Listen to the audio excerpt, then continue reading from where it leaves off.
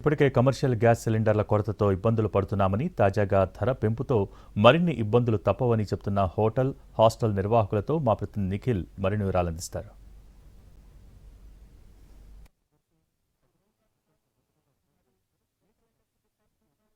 Commercial gas ధరలను కేంద్రం ఒకసారిగా 1000 రూపాయలకు పెంచింది. మొన్నటి వరకు 2000 రూపాయలు ఉన్నటువంటి ఒక గ్యాస్ బండ ధర ఈరోజు 3300 రూపాయలకు చేరింది. అయితే ఈ ధరలతోటి ఏదైతే హాస్టల్స్ ఉంటాయో హాస్టల్స్ కావచ్చు, హోటల్ నిర్వాహకులు కావచ్చు, ముఖ్యంగా చిన్న హాస్టల్స్, చిన్న హోటల్స్, వీధి వ్యాపారులకు చాలా ఎఫెక్ట్ పడుతుందని చెప్పుకోవచ్చు. ముఖ్యంగా చూసుకున్నట్లయితే ఏదైతే ఒక్కసారిగా 3000 వాళ్ళు ఊహించినటువంటి ధర పెరిగింది. ఇప్పటికీ సరఫరా ఏదైతే కమర్షియల్ సరఫరా చాలా తక్కువగా ఉంది. ఒక్కసారిగా పెరగడంతో కూడా వాళ్ళు షాక్ గురయ్యారు. ఇది వాళ్ళ మీద ఎఫెక్ట్ చూపిస్తుంది. ఇది ఏదైతే హాస్టల్లో ఉన్నటువంటి స్టూడెంట్స్ కావచ్చు, కమర్షియల్గా వాళ్ళకి ఇబ్బందులు ఎదురవుతాయి. ఏదైతే చిరు వ్యాపారులు ఉంటారో వాళ్ళు కూడా వినియోగదారుల మీద భారం మోపుతారు. సో హాస్టల్ ప్రతినిధులు ఉన్నారు, మాట్లాడదాం. హోటల్ నిర్వాహకులు కూడా ఉన్నారు, వారితో మాట్లాడదాం.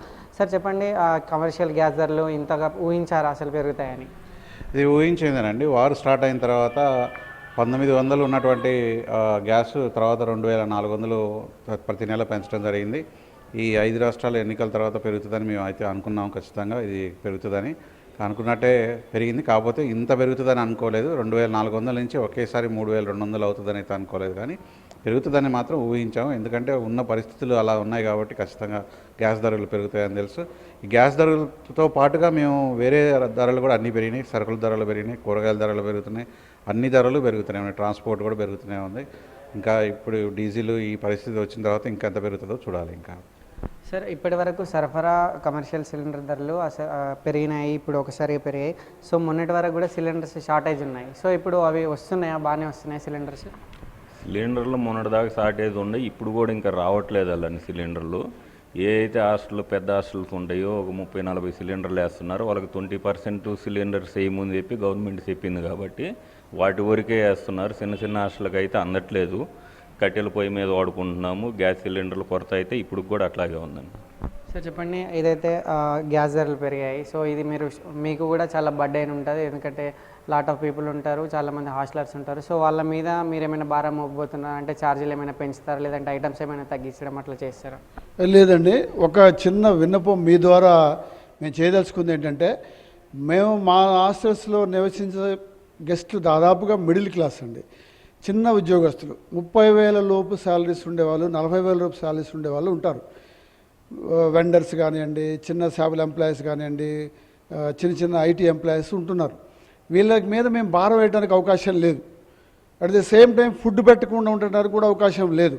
ఎందుకంటే బయటికి వెళ్ళి ఒక టిఫిన్ చేయాలంటే 100 రూపాయలు ఉంది, ఒక భోజనం చేయాలంటే 150 నుంచి 200 రూపాయలు కాస్ట్ ఉంది. వాళ్ళ మేమంతా ఒక సర్వీస్ ఓరియంటెడ్ బిజినెస్ చేస్తున్నాం తప్ప మేము వ్యాపారం చేయట్లేదు. గవర్నమెంట్ని మేము అడిగేది ఒకటే రిక్వెస్ట్ అండి, ఖచ్చితంగా డొమెస్టిక్ సిలిండర్స్ని వాడే అవకాశం మాకు ఇవ్వాలి, సబ్సిడీని మాకు వర్తింపజేయాలి.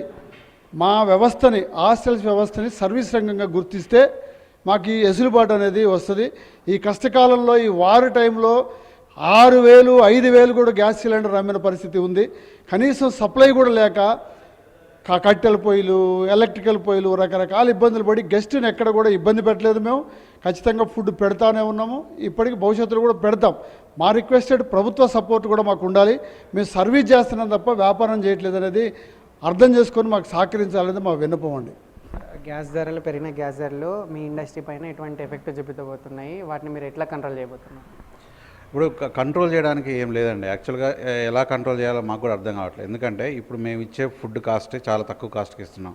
అంటే ఉదయం బ్రేక్ఫాస్ట్, లంచ్, డిన్నర్ 3 కలుపుకొని మ్యాక్సిమం ఒక 100 నుంచి 150 రూపాయల వరకు మీ మూడింటిని ఇస్తున్నాం. ఇంకా తగ్గిస్తే క్వాలిటీ పడిపోతుంది, ఫుడ్ కూడా అందించలేము, ఇన్ని వెరైటీలు మేము ఇవ్వలేము. కాబట్టి ఆ కాస్ట్ కటింగ్ అనేది ఈ ఫుడ్ విషయంలో మాత్రం సాధ్యం కాదు. మా కస్టమర్స్ని, మా గెస్ట్లని కన్విన్స్ చేసి ఏమైనా పెంచుకోగలుగుతాం చేయాలి. రెండో వైపుగా ఏమైనా సేవ్ చేసుకోగలుగుతామేమో కూడా ఆలోచించాలండి.